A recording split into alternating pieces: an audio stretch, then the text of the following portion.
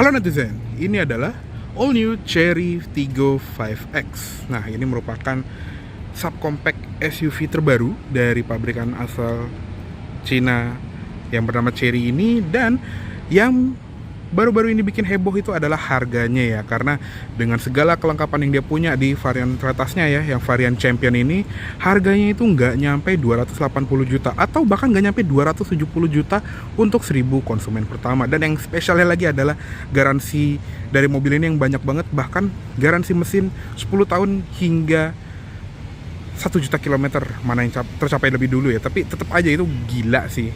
Tapi yang penting kita review mobilnya dulu aja. Dan terima kasih juga kepada Chery Indonesia yang telah meminjamkan mobil ini untuk kita ulas di Kendara dan di channel ini. Oke, langsung kita bahas ke kuncinya dulu seperti biasa. Kuncinya seperti ini, jadi masih kunci Chery yang lama gitu ya, yang model itu kayak iPod gitu ya. Dia tombol unlock, lock, dan buat buka atau unlock bagasi ya. Dan kerennya dia juga sudah ada remote start walaupun nggak kelihatan. Jadi cukup kita kunci dan kita tahan gitu ya tombol locknya. Ini lampu nyala karena dia welcome light gitu ya, karena tadi tuas lampunya di auto. Nah, kita tahan lagi. Nah, lampunya nyala dan lampu senjanya juga akan nyala untuk menandakan kalau mobil ini sudah nyala. Dan kerennya juga, dia juga punya approach unlock ya. Jadi kalau kita kantongin kunci, kita mendekat ke mobil, pintunya itu akan ngebuka. Nah, dia juga akan menyambut dengan membuka spion dan nyalain lampu gitu ya. Dan dia juga punya walkaway lock. Jadi kalau kita ngantongin kunci, kita nggak perlu pencet alurnya yang di pintu. Ini dia nyala mati karena tadi kuncinya gue jauhin, gue deketin gitu ya. Dia punya walkaway lock yang cukup kita menjauh aja dari mobil, nanti dia akan mengunci secara otomatis gitu ya. Udah kita deketin deh biar dia nggak ngambek. Nah, kerennya juga dia punya paddle lamp pas kita unlock di bagian bawah sini. Keren ya. Dan ini ada di dua spion kanan kiri. Keren. Dan untuk unlocknya kita cukup sentuh bagian dalam. Untuk kuncinya kita sentuh guratan yang ada di bagian luar. Oke, untuk interior seperti ini, jadi cukup atraktif dan cukup modern lah, walaupun dia modelnya udah lumayan lama kalau di negara asalnya. Jadi dia punya ambient light, beberapa aksen merah di bagian interior yang nanti akan gue jelaskan, dan soft touch-nya itu banyak banget. Itu yang gue suka. Dan untuk di bagian joknya, ini sudah full kulit sintetis yang jujur bahannya biasa aja, tapi bentuk joknya suportif. Jadi buat badan sebesar gue aja itu masih enak. Dan dia juga punya head adjuster, recline, dan sliding. Dan dia juga punya 6 airbag untuk di varian atasnya ini.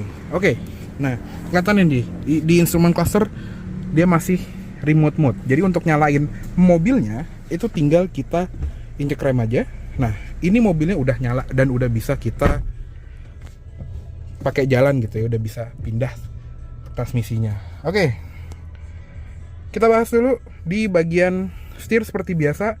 Untuk setir seperti ini modelnya, jadi cukup normal gitu ya, dan dia juga sudah dilapisi kulit. Pengaturannya ini juga lengkap loh, bisa tilt dan teleskopik, dan bisa dibilang ini dia kan subcompact SUV gitu ya, kelasnya Race, Rocky, Sonet, WRV.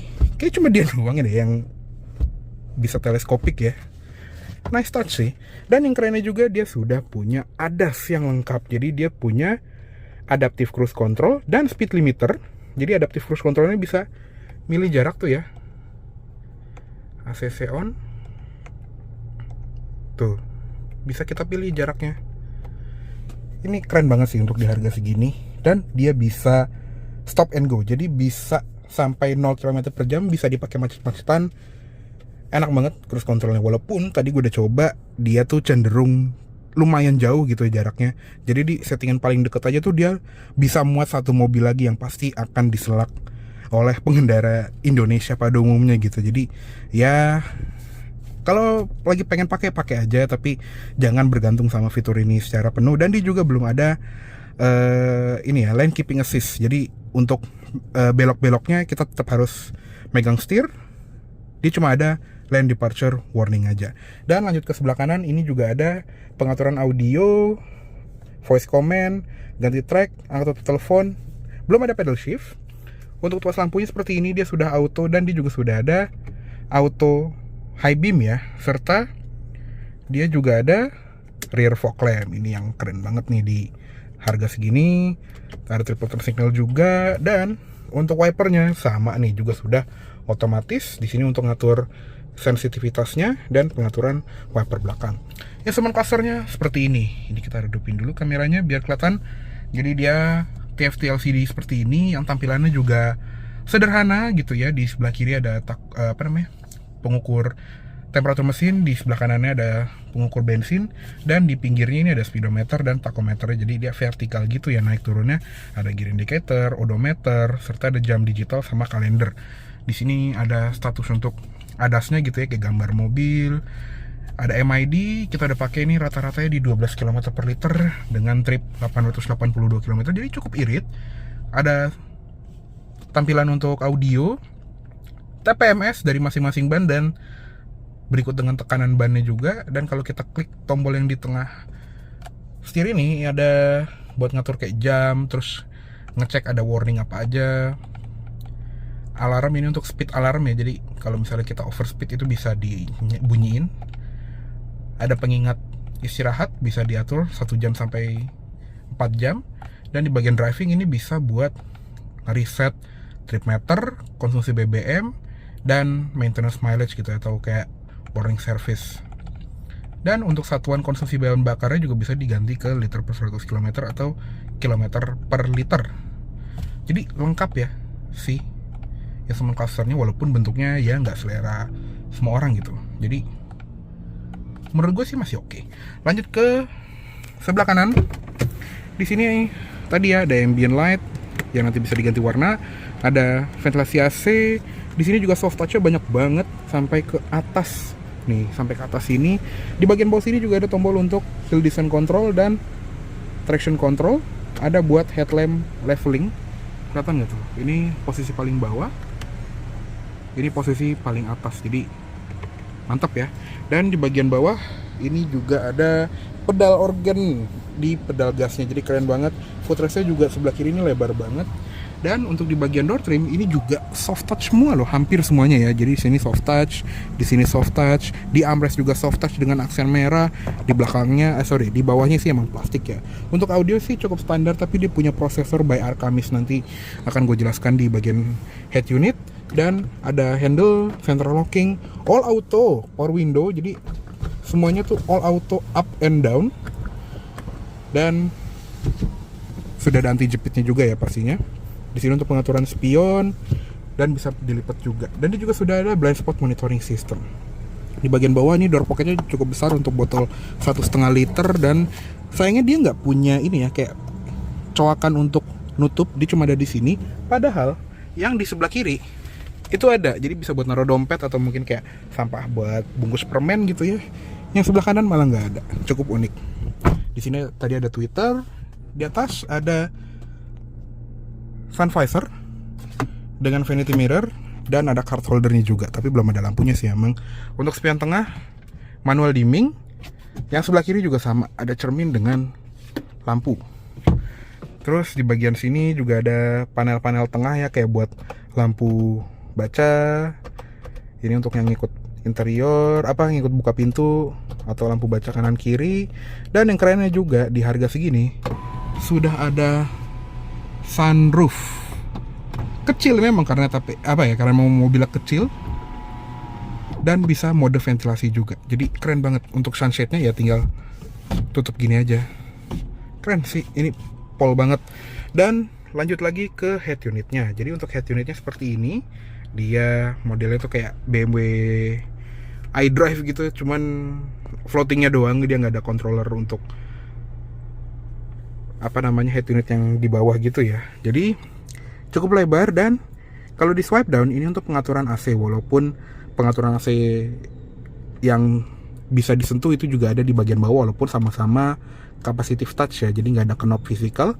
Jadi dia bisa buat ngatur fan speed gitu ya. Di sini dia juga ada heater, dan zona AC-nya ini yang unik nih. Jadi dia bisa kayak BMW gitu atau Mercedes-Benz yang bisa 3 arah.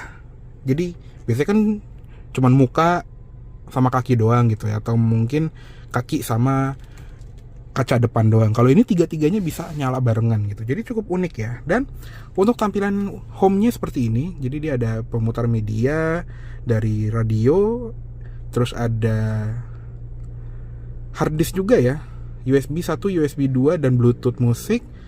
Dan dia juga ada Apple CarPlay, Android Auto, walaupun semuanya masih wired ya, tapi it's okay. Di bagian vehicle setting ini juga lengkap. Tadi ada courtesy light yang kalau misalnya kita mendekat lampu utamanya akan menyala, dan tadi intelligent key yang bisa membuka pintu ini secara otomatis dan mengunci secara otomatis ketika kita keluar gitu ya. Terus di bagian cluster ini untuk ngatur brightness dari si instrument cluster dan ganti jam. Di bagian lights ini untuk ngatur daerah on atau off, intelligent high beam assist, auto headlamp, dan ambient lightnya seperti ini. Jadi bisa diganti warnanya dan bahkan bisa ngikut lagu ya. Jadi bisa sesuai lagu. Untuk warnanya cuma ada 7, tapi warnanya juga cukup oke gitu ya. Merah, oranye, kuning, hijau, biru, ice blue, dan ungu. Lanjut lagi di bagian AC, di sini juga ada kabin self cleaning, terus ada sistem ADAS-nya nih yang lengkap, ada lane departure warning, steering mode. Jadi bobot setir itu bisa comfort atau sport lebih berat. Ada blind spot detection, distance warning, jadi kalau kita terlalu mepet sama mobil depan dia akan memberitahu.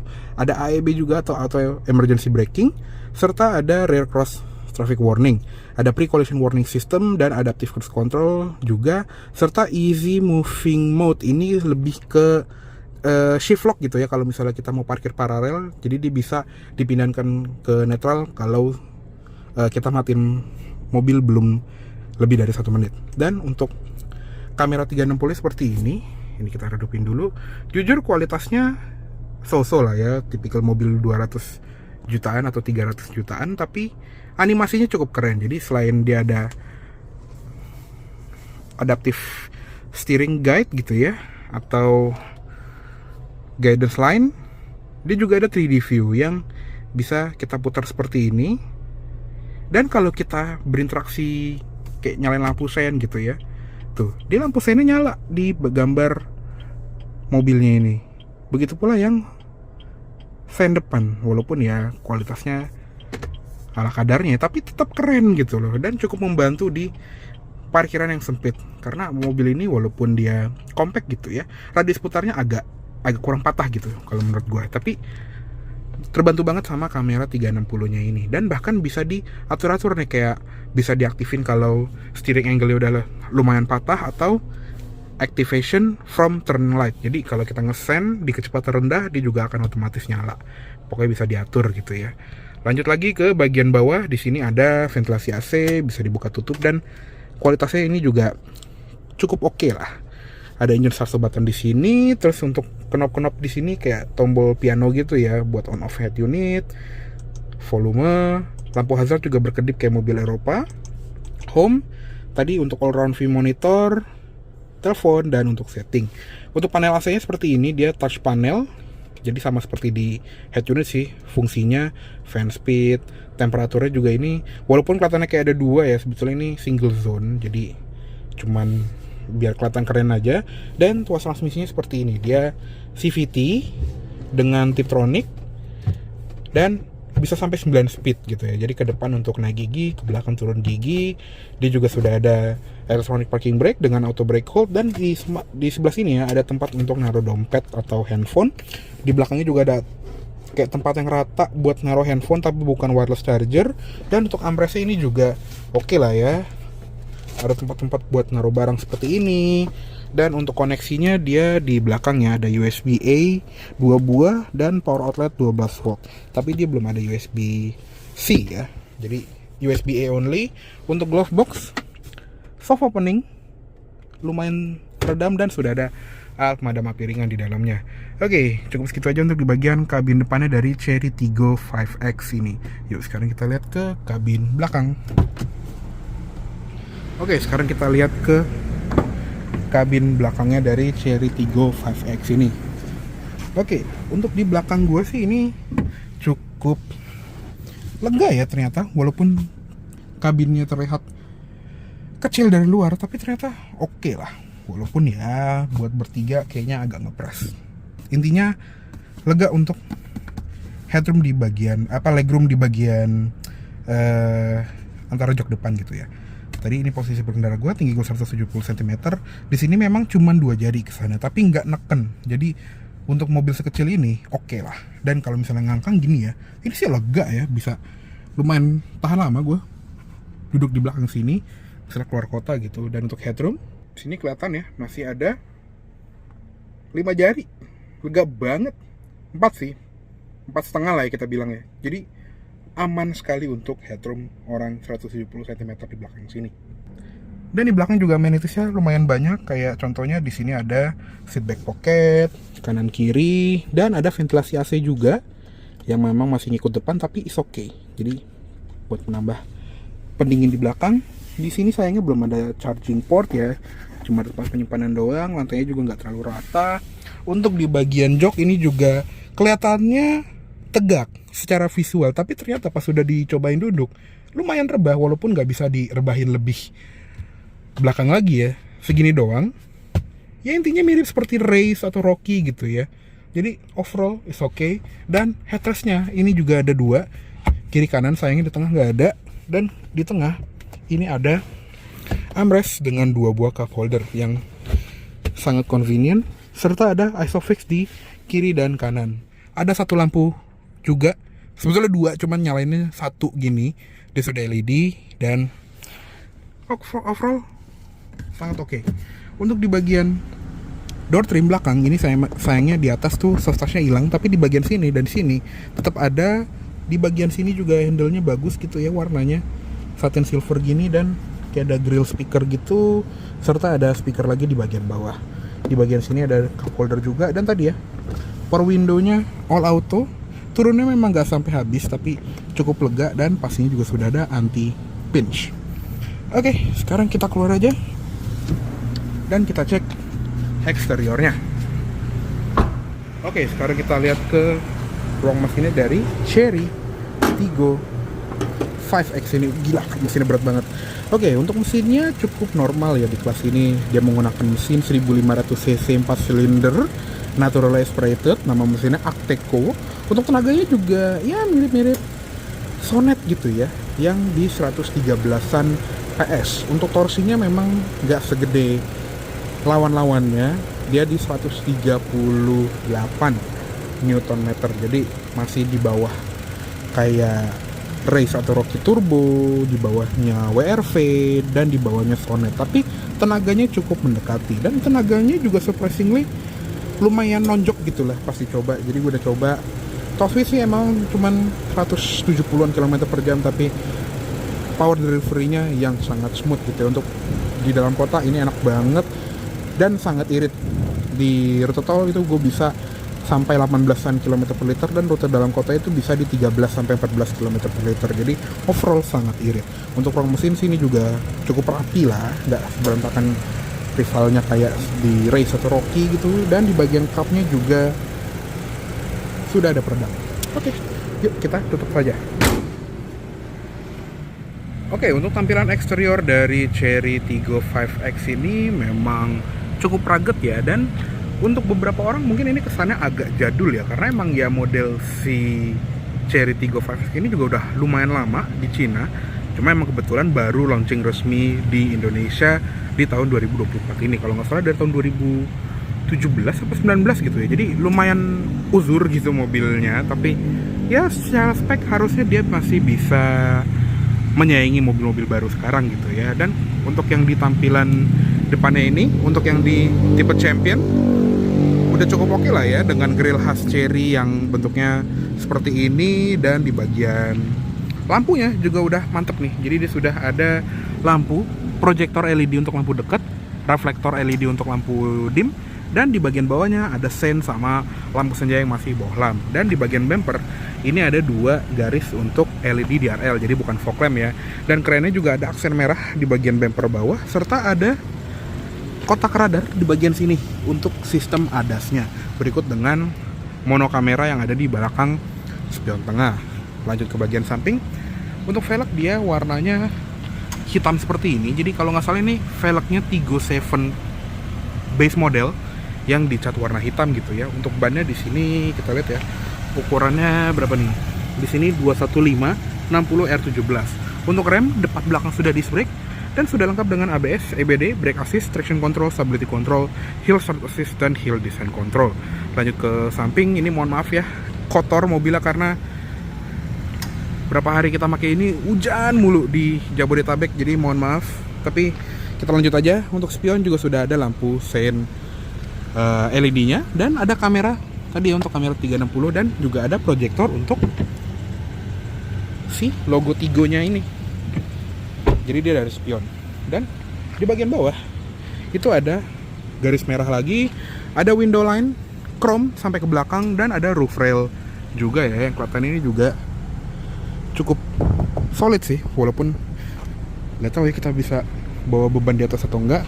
Dan mohon maaf kalau di belakangnya ini lebih kotor lagi karena cuacanya lagi kurang bersahabat di awal bulan Juli ini. Dan salah satu bagian yang orang bilang tuh agak jadul ya adalah di bagian belakangnya. Jadi ada yang bilang kayak Tiguan lama atau mungkin kayak mobil-mobil Eropa yang compact tapi yang last generation gitu loh. Jadinya nggak semodern mobil-mobil kekinian gitu ya, kayak dari bentuk lampunya yang masih ngotak-ngotak dan masih full bohlam. Jadi lampu belakangnya ini yang agak ngotak ini adalah lampu senja dan lampu rem, serta sen dan lampu mundurnya juga masih bohlam. Lampu kabut belakangnya juga masih bohlam dan kerennya ada dua ya. Biasanya kan kalau rear fog lamp mobil-mobil kekinian tuh cuman disisain sebelah kanan doang gitu ya kalau yang RHD. Dan lampu plat nomor juga bohlam. Yang LED cuman lampu high mount stop lampnya aja. Untuk di bagian bumper bawah juga ada aksen knalpot palsu dan ada sensor parkir 3 titik, kamera mundurnya di bagian sini, dan untuk di kaca belakang sudah ada wiper, defogger belakang, dan ada antena shark fin juga. Untuk bagasinya dia juga latchnya elektrik. Dan seperti ini bagasinya, ini ada baju ganti gua dan ada lampu bagasi. Untuk pelipatan jok belakang bisa 60-40, sudah ada parcel shelf yang modelnya tuh solid juga. Lanjut ke bagian bawahnya juga ada tempat untuk toolkit ya. Oh, ini copot, pantesan kalau lagi jalan tuh bunyi-bunyi.